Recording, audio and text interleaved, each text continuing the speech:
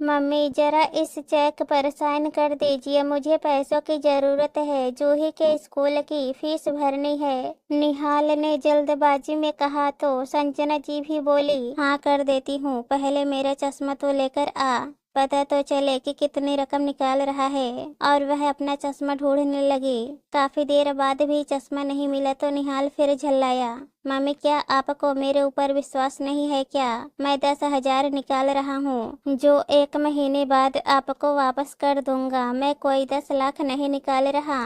इतने में बहू तान्या भी बोलती है, क्या मम्मी जी आपको अपने बेटे पर ही विश्वास नहीं है? अब संजना जी खुद शर्मिंदा हो गई और उन्होंने बिना कुछ बड़े हस्ताक्षर कर दिए। बिना चश्मे के उन्हें कुछ साफ दिखाई नहीं दे रहा था। उन्होंने निहाल पर विश्वास करके हस्ताक्षर कर ही दिए। निहाल अपने काम पर चला गया। संजना जी भी अपने काम में लग गई। जब वह अपने कमरे की सफाई कर रही थी तो देखा कूड़ेदान पूरी तरह से बंद नहीं था। और उसे बंद कर ही रही थी तो देखा उनका चश्मा उसके अंदर गिरा हुआ था। ओह, ये यहाँ कैसे आया? और ये तो खराब भी नहीं है। उन्होंने अपना चश्मा निकाल कर साफ कर लिया था। बात आई और चली गई। एक दिन संजना जी बोली, निहाल तेरे पापा की पुण्यतिथि आ रही है और मैं किस ब्राह्मणों को भोजन करवा कर दान पुण्य करना चाहती हूँ। चेक मैंने भर दिया है तो 10,000 निकाल कर ले आना। संजना जी ने चेक दे दिया। निहाल चुपचाप उसे लेकर चला गया। रात में निहाल ऑफिस से आकर खाना खाया और कमरे में आराम करने चला गया। संजना जी कमरे में जाने लगी तो तान्या ने दरवाजा बंद कर लिया था। संजना जी वापस अपने कमरे में चली गई। सुबह उठते ही उन्होंने निहाल को कहा कि ओ 10,000 दे दे ताकि ओ भोजन के लिए राशन और दान दक्षिणा का इंतजाम कर सके। मम्मी कल तो मुझे समय ही नहीं मिला, मैं लाना भूल गया, आज मैं जरूर ले आऊंगा। निहाल ने बहाना बनाया और चला गया। 2-4 दिन टलता ही रहा। उसका रवैया देखकर संजना जी खुद एक दिन सैर का बहाना करके रिक्शा से बैंक चली गई। उन्होंने जब दूसरा चेक जमा करवाया तो पता चला कि बैंक में उनके खाते में 1 रुपया भी नहीं है, पर बैंक के खाते में तो 10 लाख से अधिक थे। हर महीने ब्याज भी उसमें जुड़ता था। अब यह सब जानकर उनके होश उड़ गए। थोड़ी देर को उनका दिमाग सुन्न हो गया। फिर उन्होंने पानी पिया और हिम्मत जुटाई और पूछा कि सारा पैसा कब और किसने निकाला है। बैंक कर्मचारी जान पहचान का था तो उसने बताया कि इस तारीख को सारी रकम निकाल ली गई है। आपने उस पर हस्ताक्षर किए थे तो हमने रुपए दे दिए और आपके बेटे निहाल जी ने अपने खाते में ट्रांसफर करवा लिए। संजना जी जहर का घूंट पीकर रह गई। आखिर मैंने कब हस्ताक्षर किए? तभी उन्होंने दिमाग पर जोर डाला कि उन्हें बिना चश्मे के अंग साफ नजर नहीं आ रहे थे और उनका चश्मा भी नहीं मिल रहा था। निहाल और तान्या ने धोखे से सारी रकम हथिया ली। इन्हीं पैसों के भरोसे तो वो स्वाभिमान से जी रही थी। उनकी आंखों के सामने अंधेरा छा गया। उन्हें कुछ समझ नहीं आ रहा था। आखिर उनके अपने बेटे बहू इतना बड़ा धोखा कैसे दे सकते हैं? जिस खून पर भरोसा किया उसी ने भरोसा तोड़ दिया। संजना जी का मन खिन्न हो रहा था। बड़ी मुश्किल से खुद को संभाल कर वो घर पहुंची। तान्या बच्चों को खाना खिला रही थी। वो तान्या से क्या कहती जब अपने ही बेटे ने छल कर लिया। तभी वह देख रही थी कि पिछले 4-5 दिनों से दोनों का व्यवहार बदल गया था। पहले तो उनके खाते में पैसे थे तो दोनों आगे पीछे रहते थे, पर पिछले दिनों से दोनों ने उनकी परवाह करना ही छोड़ दिया था। उन्होंने तान्या को कहा कि वह उन्हें भी खाना परोस कर दे दे, पर लगा जैसे तान्या ने सुनकर भी अनसुना कर दिया। मम्मी जी आपको दिख नहीं रहा कि मैं बच्चों को खाना खिला रही हूँ? आप खुद रोटी बनाकर खा लीजिए। वैसे भी मैं बच्चों को पालूं या आपकी सेवा करती रहूं? मुझे भी 10 काम है। आपका तो आराम ही खत्म नहीं होता है। बहू की जली कटी बातें सुनकर संजना जी की भूख ही मर गई। अब बहू कुछ भी बोल सकती थी क्योंकि गेंद बहू के पाले में थी। वैसे भी जिसके पास पैसा होता है तो उसका पैसा ही बोलता है। संजना जी अपने कमरे में चली गई और बहुत रोई। पर चुप कराने वाला, सहारा देने वाला कोई भी नहीं था। उन्हें अपने बीते हुए सुनहरे दिन याद आने लगे। निहाल के पापा मोहन जी उनकी आंखों से एक भी आंसू बहने नहीं देते थे। मोहन जी संजना जी का बड़ा ख्याल रखते थे। वह अपनी पत्नी की सरलता और सौम्यता पर रिझे रहते थे। संजना जी भी स्वभाव से सरल और कुशल गृहिणी थी। घर परिवार को संभाल कर रखती थी। निहाल के होने के बाद उनके जीवन में खुशियाँ आ गई थी और निहाल को बड़ा लाड प्यार करती थी। एक बेटा होने के बाद दूसरे बच्चे की भी चाह थी, पर ईश्वर ने उनकी गोद में एक ही संतान दी। इसे ही प्रभु की इच्छा मानकर उन्होंने तसल्ली कर ली और निहाल पर ही अपना सारा ध्यान देने लगे। मोहन जी एक निजी कंपनी में मैनेजर थे।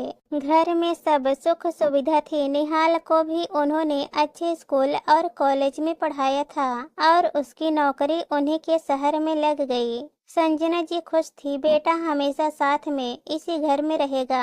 उसे बाहरी नौकरी के सिलसिले में जाना नहीं पड़ेगा। अपने बुढ़ापे के प्रति वो चिंता मुक्त हो गई थी। निहाल अपने काम में मन लगा रहा था। 2-3 साल नौकरी करते हुए हो गए थे।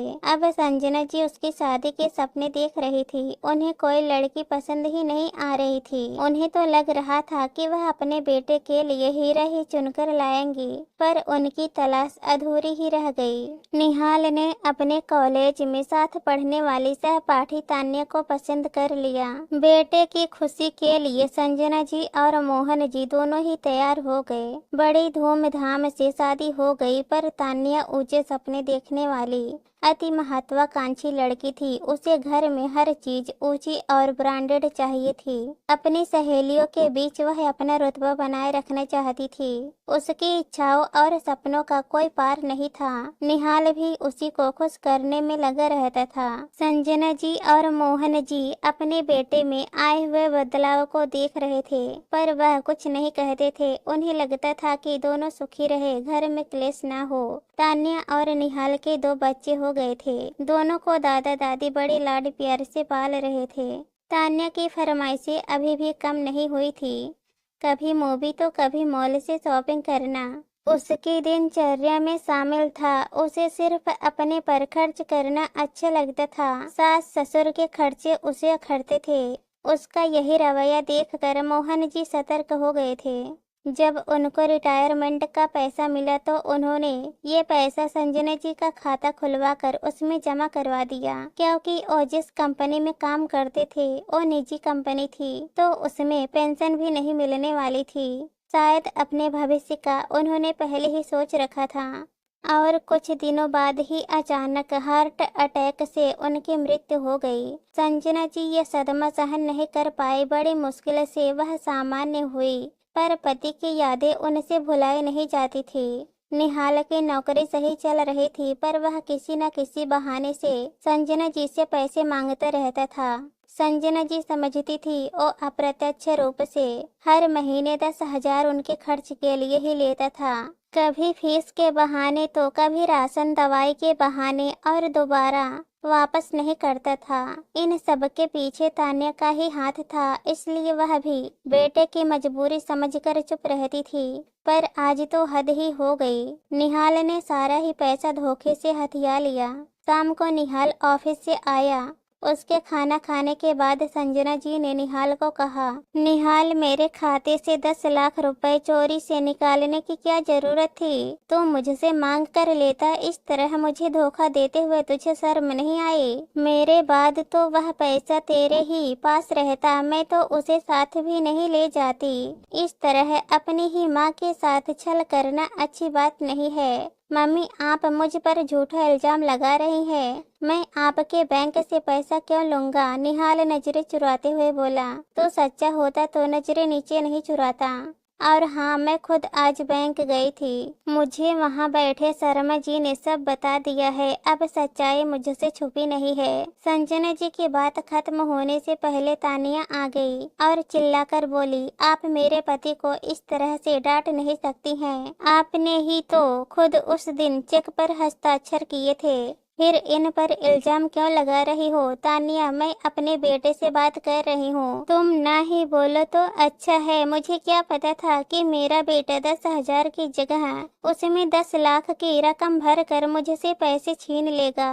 मैंने तो 10,000 के लिए ही हस्ताक्षर किए थे। तान्या फिर से तुनकते हुए बोली, अब पैसे ले भी लिए तो क्या हो गया, एक खाते से दूसरे खाते में ही तो आए हैं। मेरे पति ने कहीं खर्च तो नहीं कर दिए। अब आपकी उम्र का क्या पता, जाने कब चली जाओगी। जैसे पापा जी अचानक गए थे, आपका नाम का खाता तो खुलवा कर गए थे। अब इन्होंने खुद पैसे ले लिए तो पैसे तो घर में ही है। आपके पास रहे या इनके पास, कम से कम रुपये पैसे तो ठिकाने पर रहेंगे। एक ही घर में तो रहेंगे, कोई बड़ा फर्क तो नहीं पड़ गया। निहाल चुप था, पर तान्या लगातार बोलती जा रही थी। तान्या, बहुत फर्क पड़ता है। सुहाग जाने पर स्त्री टूट जाती है, उतनी ही दूसरों पर निर्भर रहने से टूट जाती है। तुमने मेरा स्वाभिमान मुझसे छीन लिया है। अब मैं पैसे पैसे की मोहताज हो गई हूँ। साथ ही मुझे बार बार तुम लोगों से पैसे मांगने पड़ेंगे, मगर मैं ऐसा नहीं होने दूंगी। तुम्हें मेरे पैसे वापस देने ही होंगे। तो क्या आप कोर्ट कचहरी के चक्कर लगवाएंगी? अपने ही बेटे बहू को जेल भेजेंगी? तान्या चिल्लाकर बोली, काश मैं ऐसा कर पाती, पर मैं नहीं कर पाऊंगी, क्योंकि मैं एक माँ हूँ। बच्चे माँ के साथ बुरा कर सकते हैं, पर एक माँ अपने बच्चों के साथ कभी बुरा नहीं कर सकती है। यह कहकर संजना जी अपने कमरे में चले गई और उन्होंने कमरे का दरवाजा बंद कर लिया। उन्हें कुछ समझ नहीं आ रहा था कि वह अब क्या करे और क्या नहीं करे। तभी उनके दिमाग में एक विचार आया। उन्होंने अपनी अलमारी खोली तो उन्हें घर के पेपर मिल गए और उन्होंने चुपके से घर बेचने और खरीदने वाले दलाल को फोन कर दिया। 5 दिन घर में शांति रही। निहाल अपनी माँ से नजर नहीं मिला पा रहा था। एक दिन शाम को घर की घंटी बजती है। सामने दलाल और साथ में एक परिवार था। उन्होंने घर को अच्छे से देख लिया। यह कौन लोग हैं और घर के अंदर क्यों आ गए? निहाल गुस्से से बोला, बेटा, यह हमारे घर खरीदने आए हैं। 90 लाख में तो बिक ही जाएंगे। संजना जी बोली, हम ये घर नहीं बेच रहे हैं, आप बाहर चले जाइए। निहाल ने तेज आवाज में कहा। तभी संजना जी बोले, तो घर बेचने वाला कौन होता है? ये घर मेरे नाम पर है और मैं यह घर बेचना चाहती हूँ। मुझे रुपयों की सख्त जरूरत है। अब तेरे पापा की भी कोई पेंशन नहीं आती है और मेरे खाते में एक भी रुपया नहीं है, तो मुझे अपना इंतजाम करना होगा। तुम अपने परिवार को लेकर किराए के घर में रहने चले जाओ। मैं 90 लाख में अपने रहने और खाने पीने का कहीं इंतजाम तो कर ही लूंगी। मैंने तेरे मामा से बात की है, उनके गांव में सस्ते घर मिल जाएंगे और बाकी का पैसा मेरे खाते में रहेगा। संजना जी के तेवर देखकर निहाल और तान्या के पैरों से जमीन ही खिसक गई। अब किराए का घर लेने कहाँ पर जाएंगे? इतना बड़ा घर किराए पर लेना आसान भी नहीं होगा। दोनों ही सोच में पड़ गए। आप कल आइए, संजना जी ने उन्हें जाने को कहा, पर घर अच्छे से देख कर जाइए। ऊपर नीचे से अंदर बाहर से बहुत बड़ा है। सबके चले जाने के बाद निहाल और तान्या ने संजना जी से माफी मांगी। मम्मी, हमसे बहुत बड़ी गलती हो गई है, आप हमें माफ कर दो, पर इस तरह से बेघर मत करो। संजना जी भी यह नाटक ही कर रही थी। उन्होंने दोनों को माफ कर दिया और निहाल ने 10 लाख रुपए उनके खाते में जमा करवा दिए। अब संजना जी पुनः आत्मसम्मान से जीने लगी। दोस्तों, कहानी पसंद आए तो हमारे चैनल को सब्सक्राइब कर देना। धन्यवाद।